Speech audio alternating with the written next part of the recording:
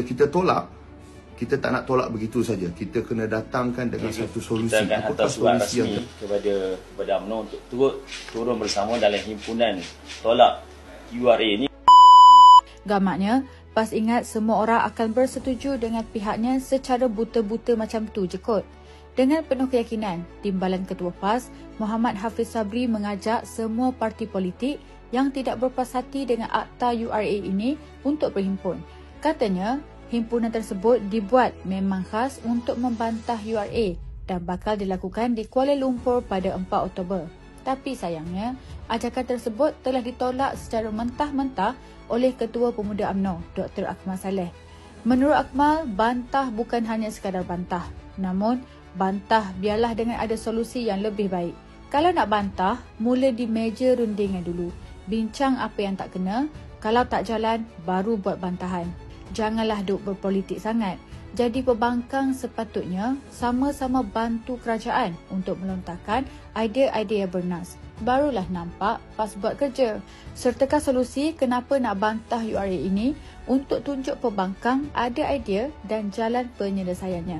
Bukan bangkang dan tuduh kerajaan zalim. Nak hapus penempatan orang Melayu hingga kini dah jadi caca marba. Semua rakyat keliru. Jadi bagi jalan penyelesaian.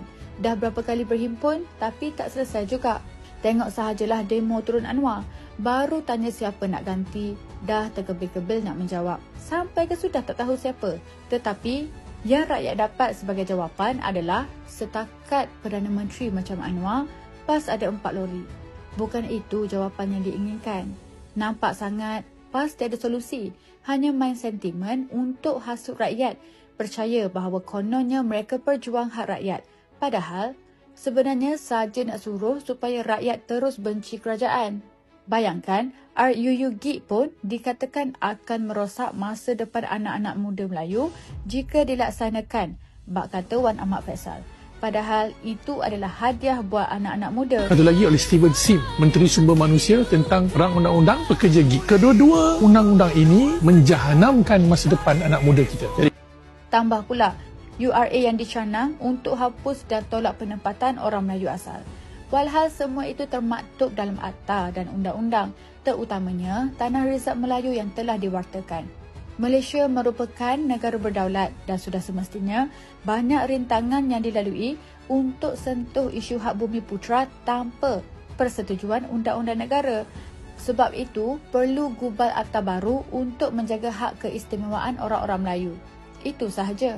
Belum lagi masuk isu petrol turun. Ada sahaja yang tidak kena. Ada sahaja isu yang berbangkit.